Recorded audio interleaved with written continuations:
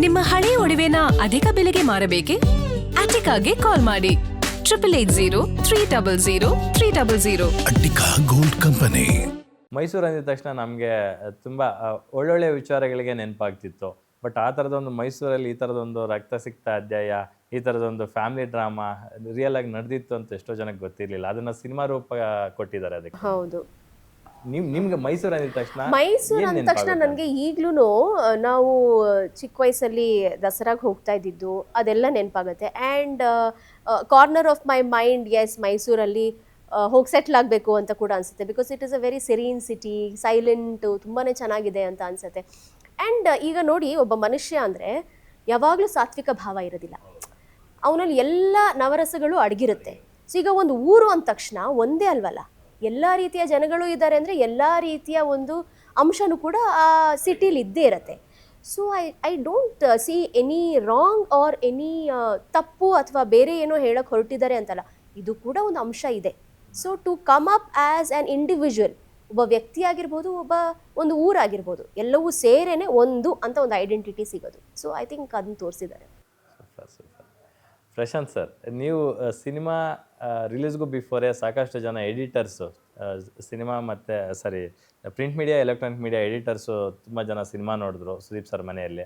ಅದಾದ ನಂತರ ಚಿತ್ರರಂಗದ ಒಂದಷ್ಟು ಸೆಲೆಬ್ರಿಟಿಗಳಿಗೆ ಸಿನಿಮಾ ತೋರಿಸುವಂಥ ಕಾರ್ಯ ಮಾಡಿದ್ರು ಸುದೀಪ್ ಸರ್.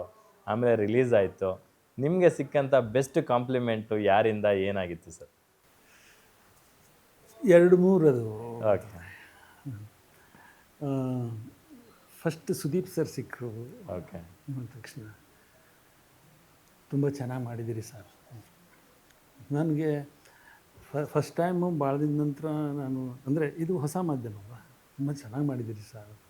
ನನಗೆ ನಾವು ಯಾವಾಗಲೂ ಒಂದು ಸ್ವಲ್ಪ ಕಲಾವಿದರು ಒಂದು ಸ್ವಲ್ಪ ಸೆಲ್ಫ್ ಡೌಟಲ್ಲಿ ಬದುಕ್ತಾ ಇರ್ತೀವಿ ನಾವು. ಅಂದರೆ ಸರಿ ಇತ್ತಾ, ಸರಿ ಬಂತಾ, ಇದು ಸರಿ ಇದೆಯಾ ಅಂತ ಅನ್ನೋದು.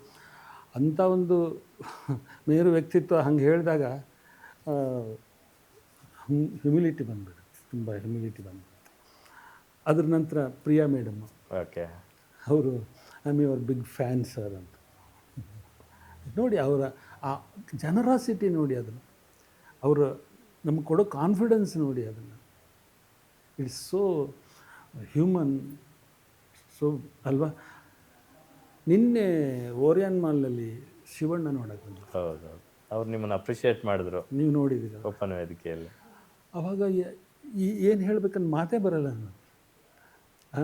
ಆಮೇಲೆ ಇದ ನಂತರ ಶಿವಣ್ಣ ನಾವು ಹಿಂಗೆ ಬರ್ತಾಯಿದ್ರೆ ಪ್ರೇಕ್ಷಕರು ಹೇಳ್ತಾ ಇದ್ದಾರೆ, ಅಲ್ಲಿ ತುಂಬ ಚೆನ್ನಾಗಿ ಮಾಡಿದ್ರಿ ಸರ್, ಚೆನ್ನಾಗಿ ಮಾಡಿದ್ರಿ ಅಂತ. ಇವೆಲ್ಲ ನನಗೆ ಹೊಸ್ತು. ನಮಗೆ ರಂಗಭೂಮಿನಲ್ಲಿ ಬೇರೆ ಥರದ್ದು ಅಲ್ಲಿಯೂ ಹೇಳ್ತಾರೆ, ಅಲ್ಲೂ ಭಾಳ ಪ್ರೀತಿ ತೋರಿಸಿದ್ದಾರೆ ಈ ಕಳೆದ 40 ವರ್ಷದಲ್ಲಿ.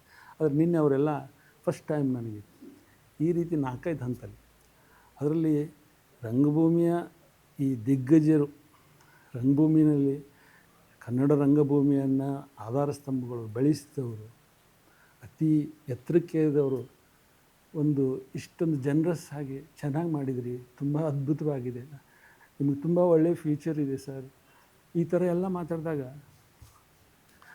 ಹಂಬಲ್ ಆಗಿಬಿಡ್ತೀನಿ ನಾನು. ಅದಕ್ಕಿಂತ ಹೆಚ್ಚಿಗೆ ನನಗೆ ಏನು ಹೇಳೋಕ್ಕಾಗಲ್ಲ, ಮೂಕಾಗಿಬಿಡ್ತೀನಿ ನಾನು. Very true sir. ನಮ್ಮ ಗಂಡು ಮೆಟ್ಟಿದ ನಾಡು ಹುಬ್ಬಳ್ಳಿಯಲ್ಲಿ ಈ ಥರದೊಂದು ಟ್ಯಾಲೆಂಟ್ ಇದೆ ಅಂತ ಗೊತ್ತಿರಲಿಲ್ಲ ಜನಕ್ಕೆ.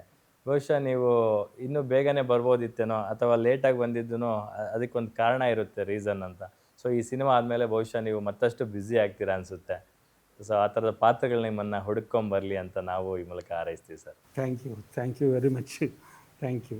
ಒಬ್ಬ ಕಲಾವಿದನಿಗೆ ಬೇಕಾಗಿದ್ದು ಅದೇ ಅಲ್ವಾ? Very true.